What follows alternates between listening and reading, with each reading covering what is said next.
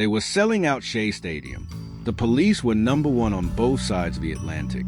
The Police were winning Grammys. And then, the Police were gone.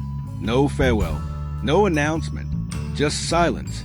This is a story of how the Police, at the absolute peak of their power, quietly chose to self-destruct. Go back to 1977. 3 musicians, Sting, Andy Summers, and Stewart Copeland, formed the Police in London. From the very first rehearsal, the dynamic is unequal, according to Stewart Copeland in his 2008 documentary Everyone Stays. The Police Inside Out, Copeland was the one who built the Police, who held the Police together in the early days. But Sting, Gordon Sumner, had something else. Sting had the voice, the look, the songs, and that is where the first crack begins. By the time the Police recorded Ghost in the Machine in 1981, Sting's grip on the songwriting was total. Sting arrived at sessions with material already written, already arranged in his head. According to Andy Summers in his 2006 memoir One Train Later, there was an unspoken understanding that Sting's songs were the ones that would make the record. Summers and Copeland could suggest ideas, but whether those ideas survived depended entirely on Sting's approval. This was not a collaboration. This was a dictation. What makes this particularly brutal is that both Copeland and Summers were gifted writers in their own right. Copeland had a compositional instinct that would later earn Copeland an acclaimed career scoring major Hollywood films. Summers was an accomplished solo artist, but inside the Police, those abilities were slowly suffocated. The royalty splits followed the songwriting credits, meaning Sting was becoming significantly wealthier than Copeland and Summers from the Police's own music. According to multiple interviews Copeland gave to the Los Angeles Times, that financial reality added a layer of bitterness that went far beyond artistic frustration.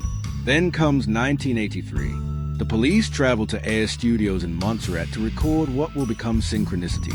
And if Ghost in the Machine had cracks, Synchronicity was built on a fault line. According to Copeland in a detailed account published by Rolling Stone, the sessions in Montserrat were among the most hostile recording experiences Copeland had ever endured. Sting, Summers, and Copeland could barely be in the same room. When Sting, Summers, and Copeland were together, arguments erupted. Not creative disagreements, not productive friction, but real, sustained, personal hostility.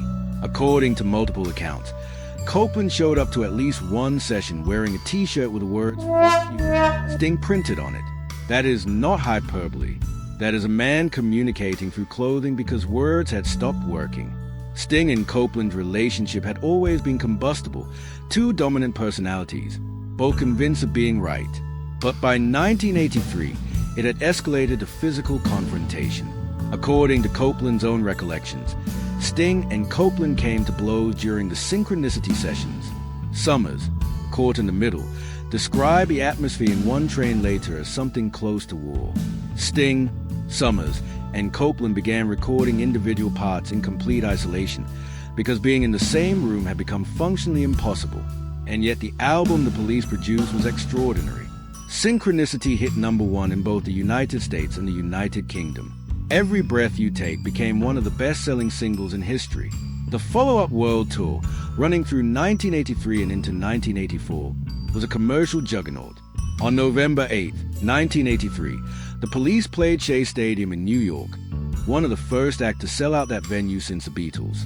According to concert records and contemporary press coverage, demand was so overwhelming that a second Shea Stadium date was added immediately.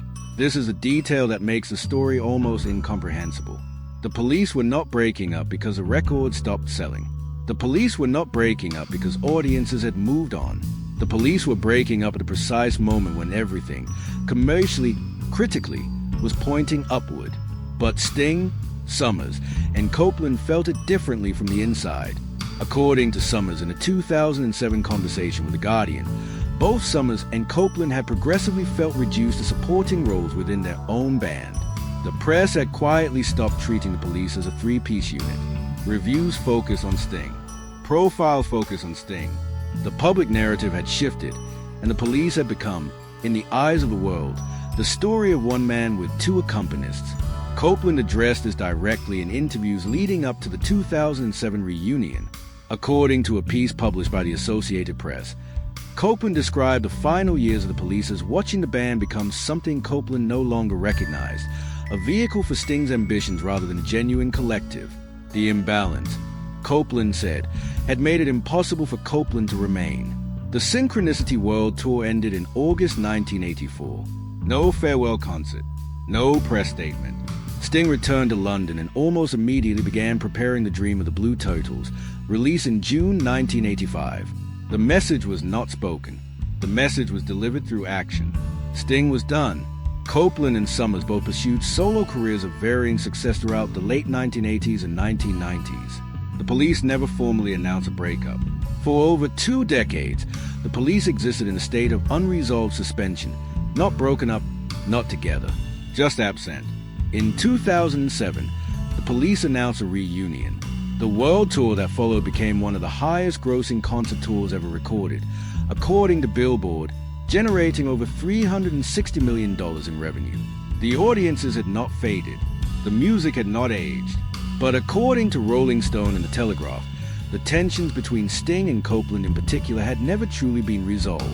The reunion confirmed what many inside the Police camp already suspected.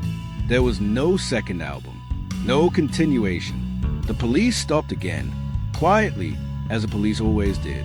What the Police left behind is a catalog that has never lost its power.